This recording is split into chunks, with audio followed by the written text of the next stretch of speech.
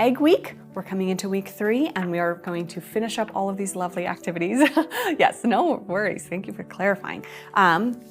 To lots of fun things. All right, so day 1, we are dyeing eggs and silks. So little note, don't put your children in their Easter best that day because it is a dyeing day. So be sure to have clothing well covered and aprons on, of course, as well. So before this is one of those days where, mental note, you'll do a few preparations before your activity starts on that first morning, all right?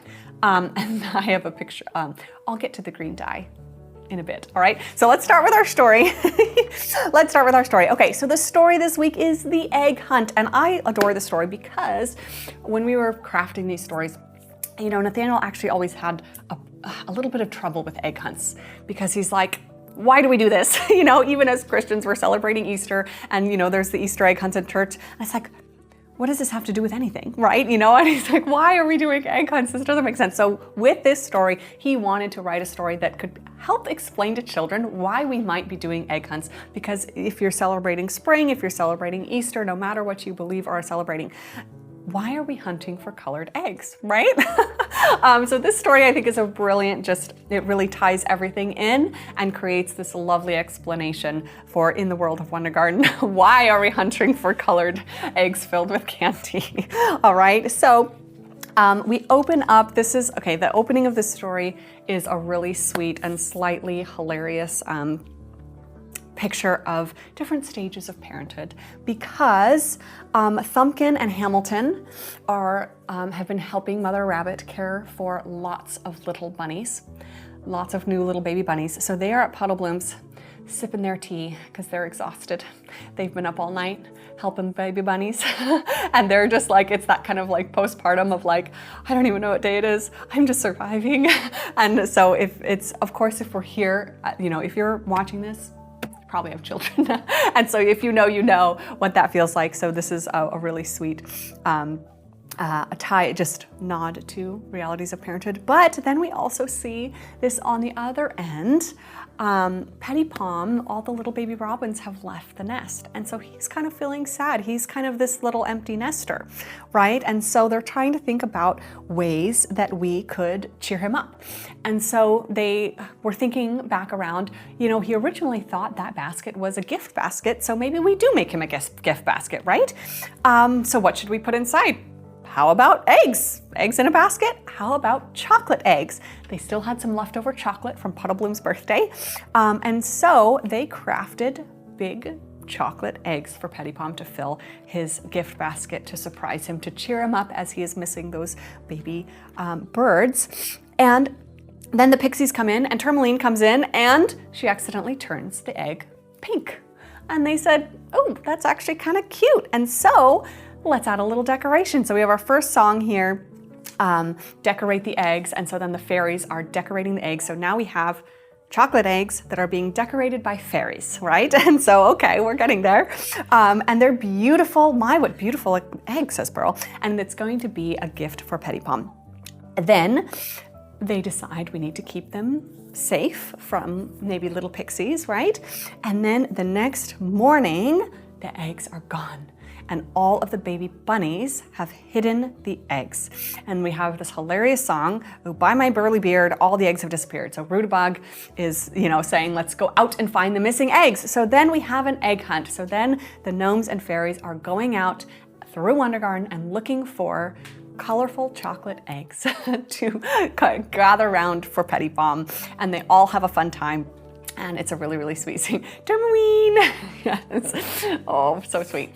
Love some of the comments in here that this is all aligning for lots of you with an array of beliefs around springtime and lots of different celebrations happening around springtime. So I love how this all can adapt for each different family, right? So we have a lovely egg hunt story, little Tourmaline and her pixie dust, but then we get beautifully dyed eggs, all right? So some fun, really great decorate the egg song. So of course you can use this as you decorate your eggs. And missing egg song, you can use this if you're doing an egg hunt. It is a lovely one.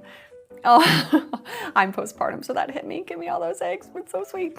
Yes, if you're postpartum, these stories will hit, you know, that the expectant mother song. Have your husbands read that one to get a few tips, right? So really, really sweet stories. All right, so diving into day 1, we are going to be dyeing eggs. And for our main lesson today, we're dyeing silk. So this is dyeing day. So my thought here is let's prepare the dye, because as moms, this part is like, all right, I've got to get this stuff that might stain things. I've got to prepare it.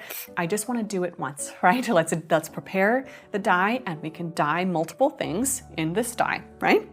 So this is one of those things, as I mentioned, before your morning activity. So I usually do this the day before, or you could do it the morning before, but you're gonna wanna have this dye ready to go.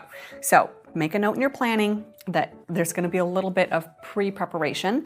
And I have instructions here about how to make different colors. So we have beets, we have your purple cabbage, and you have turmeric. Now, someone asked, in the pictures, there is a green jar. What was that? That didn't work.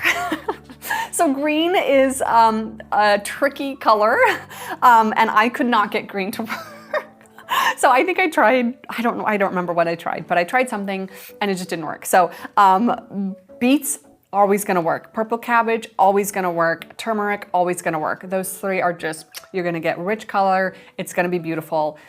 Green is tricky. So I think some people have suggested spirulina. There's definitely ways to do green naturally, but it is tricky. So we tried it and it didn't work. So that's why you see the green. But that's why you see the green, but also you don't see any green eggs. So I have instructions here. Also, if you did get a kit, I do believe it came with some natural egg dye that you can just mix with water and vinegar. So you can also just use a pre-made dye kit, or even if you just want to use a few drops of food coloring, whatever works for your family, whatever you have, whatever feels manageable. You certainly, especially like if you're a postpartum mama, you do not need to be boiling multiple batches of natural egg dye if you don't want to, okay? So these are options there if you feel up for it, because that is still a lot of work. So however you want to prepare your dye, whether it's gonna be fully from scratch with food items, whether it's gonna be a natural kit, whether it's gonna be drops of food coloring, whatever you want to do, all is welcome. Prepare your dye ahead of time, all right? Then make sure your eggs are boiled, right? You wanna boil some white eggs. So a lot of little things you're gonna wanna prepare before day 1 of egg week, okay? Then, the way I did the flow of this day is for the morning activity, they lower their eggs into the dye.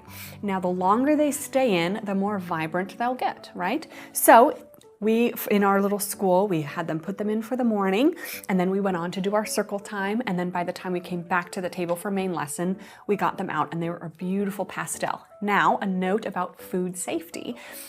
These are boiled eggs. We brought them from the fridge and we made sure that they were only out in the chilled, and the dye I also had chilled. They were in chilled jars on the counter for only an hour. You don't want them going over 2 hours, because if they're at room temperature for 2 hours, then they're not safe to eat anymore. So if you want these boiled eggs to be eaten, either put them back in the fridge or make sure they're out in a chilled jar for only about an hour. You don't want them out too much longer than that, all right? So just kind of keep that in mind since we're dealing with food, right?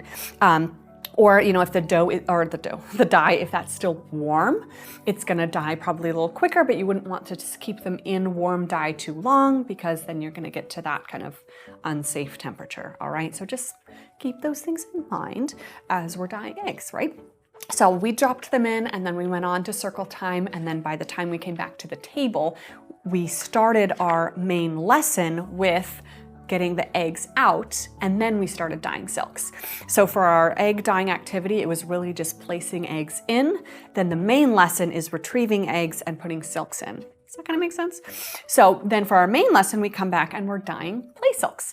And you can either put the silk fully in one, or you can see we kind of dipped a corner in one color, middle in another color, and end in another color to get this kind of gradation. Also with silks, if they stay in there longer, they're gonna get more vibrant. Also with silks, one way to dye silks is to actually cook them in the dye. That's where you get a really nice vibrant thing. So if you wanna bring your dye back to the pot and cook your silk, you can also do that. But I tend to like the kind of pastel look. So even if you just dip them, they'll still get a beautiful, nice pastel color. They might fade a little bit. I do have some from a few years ago and they're very subtle now, but it's still a lovely activity. If you want to help lock in that color, you can do an ice water vinegar bath for the silk. So prepare a tub of ice water with some vinegar and just it kind of shocks that color in and helps trap that color and kind of squeeze that out before you kind of rinse. Okay, so have some instructions there on all of those things. So eggs go in, they're gonna wait a little bit, eggs come out, silks go in, then you have dyed all of your things in one day, right? Okay, I'm gonna take a sip of water before we get to wet felted eggs, because this, I have some notes on. All right, so I have matcha, boiled spirulina, size of the jars, planning to repurpose large jars. Yes, some people say spirulina works, boiled spirulina works. The size of the jars, I don't remember. I mean, they're this big. I don't remember the weight or volume on those, but they don't also have to be that big. Like even just a normal mason jar will work just fine. Of course, these are jars that I had on hand that I used for like pasta and flour, and it was nice because I had a whole classroom full of kids putting eggs in, but even just a normal kind of big mason jar will work just fine. You certainly don't need giant jars, or if you just need to use bowls or really any just vessel, will work just fine. So if you don't have giant jars, you don't need to buy giant jars. All right, so wet felted eggs is our baking day 2 activity. Now, wet felted eggs, I have a relationship with, because sometimes I believe wet felting is a scam. Wet felting can be tricky, and I have had more unsuccess than success with wet felting. All right, so if you get to this activity and are like, what am I doing wrong? I am there with you, okay? So approach this lesson with grace, and this is an exploration, all right? So don't expect this might be perfect. I do have a few tips on things that I've experienced in the past to try to get you guys the best case scenario, right? Okay, so here's just an example of wet felted eggs that we've done in the past. And they're a little lumpy and a little funny, okay? So a few notes on these. When I was, starting to do wet felted eggs, there's 2 ways you can do them: around a plastic Easter egg or one of these wool Easter eggs. I think it actually works better around a plastic Easter egg. Of course, I was like, oh, well, let's keep it super natural and just do the wool. What happens here is the felted wool as you wet felt it is not gonna adhere itself to the wool below. You're creating a new layer of wool that I think works better around the plastic egg. So essentially with wet felting, you're using wool roving like this in warm sudsy water, and you're using your hands to felt it down, okay? So like this, all right? So you can wrap the wool around an egg and around a wool egg or a plastic egg and begin to felt. It takes a while to really get it to work. And again, sometimes it feels like it's not working, and then you just have wet clumps of wool. So it's a process, all right? I do think it tends to work better around the plastic egg because then the wool is just adhering to itself rather than trying and failing to connect to this wool, okay? So I know, Laura of Cozy Waldorf Fam, she's the wet felting queen. I love for her to give us some wet felting tips because she's got it. All right, so another option, there's a few other options here.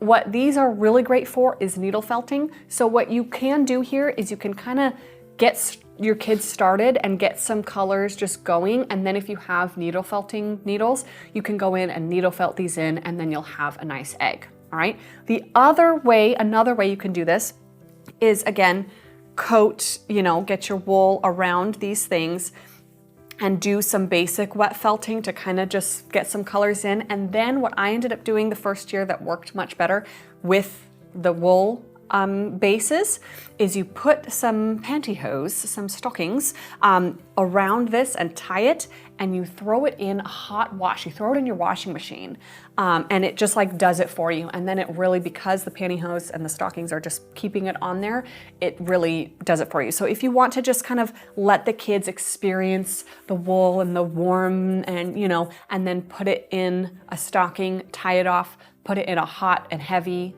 washing cycle, that'll really do the trick. And then you just peel that stocking off and then it is really nicely felted. I could not find my example of that, sadly, but it did work really well.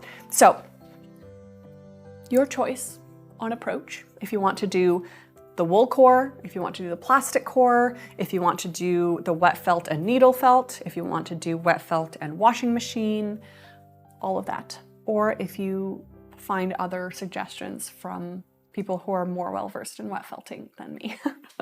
So those are my tips. It can still be fun. The kids still kind of love it, but sometimes it's like, what is this? So I just want to give proper expectations so you don't feel like you're doing anything wrong, because I still am trying to improve my wet felting outcomes. I think it's still worth trying because it's kind of this classic, you know, spring activity, right? But there you have it. There are my suggestions. Approach it as an experiment and see what you're able to create. All right, there you go. So can still be fun. Then our baking day, one of my favorite recipes, you guys. Beautiful. Okay, so keep those dyed eggs, right? And we are making Easter bread. Let's do a top-down shot of this beautiful Easter bread. Oh, it's gorgeous. It's one of my favorite things. It is so yummy. One of my favorites, absolutely delicious and yummy. So keep those eggs, and I have some tips on how the eggs kind of work. So you're gonna make Easter bread. It's really, really yummy. It's another sweet festival bread, right? So it's a very similar recipe to some of the other festival breads that you might have had in the past. You can either make little nests like you see on the recipe page, or you can do a big braid like you see here on the main lesson page, all right? So you can, the little nests are really fun for kids. You can even put that in an Easter basket, or the big braid. I always do like the day before. I make this before Easter morning.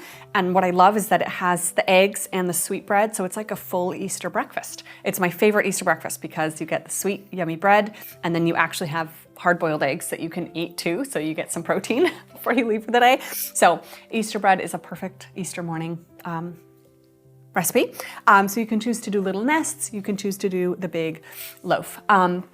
Now, I have, are the eggs not nesting in the gluten-free recipe? I didn't see notes about adding them. So if you're using the gluten-free recipe, you should still be able to nest eggs. I haven't dealt with that recipe specifically, but you should be able to still nest the eggs in. So the way I nest the eggs in either recipe, in the main recipe, and you should still be able to follow these for the gluten-free recipe, is I use, as I call, a dud egg. So this is an uncooked, undyed, hard-boiled egg that is going to make a placeholder for my dyed boiled eggs. Now, in some cases, you can actually just, like, when you put an unboiled egg in the oven, it will cook, but there are techniques with boiling eggs that make it easier to peel and just a more pleasant egg. So what I like to do is use that raw, undyed egg to put in the place. So if you do your weaving, you kind of tuck those eggs into the bread, or if you make your little nest, you tuck that egg in. So as the bread rises, it makes that space for the egg, okay? So put an undyed, uncooked egg into your bread, in the oven it goes, all right? Take it out, let it cool down a little bit. Then you're gonna carefully take those eggs out. Hold on, I might sneeze, sorry. Okay, we're good. You're gonna take those eggs out. Then you can use those for like egg salad. They're fine boiled eggs, but for children peeling them, they might not be the best, right? So you can still eat those eggs, use them for egg salad or whatever. But then you have these lovely little spots that you can place your nicely beautiful boiled dyed eggs into.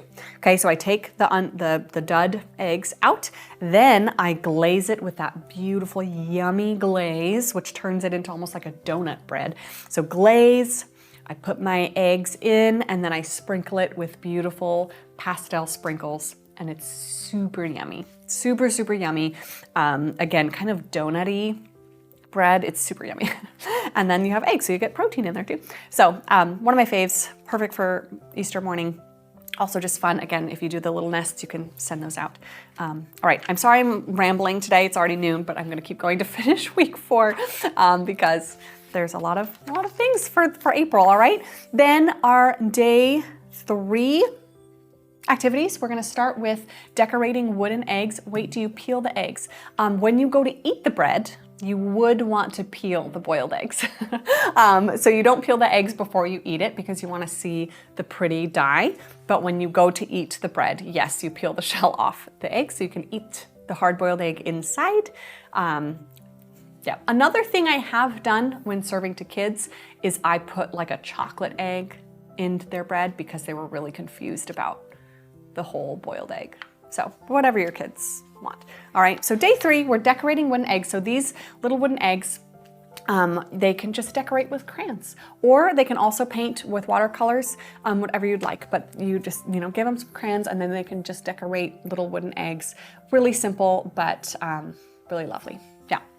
And then our day 3 main lesson is just assembling our baskets. So grab your bunnies, grab these, grab your boiled eggs, grab your bunny, grab your wet felted eggs. Now in here, this photo is a photo of wet felted eggs that I did through the wash. So that's how those turned out, okay? So if you're curious, this is how the stocking and through the wash eggs turned out, okay? And then I tied their beautiful dyed play silk around it. So just take everything they've made and you can see the grass, how much that grass has sprouted there as well. So it's this beautiful Easter basket of things they've made through the next 3 weeks, and it's just really, really lovely.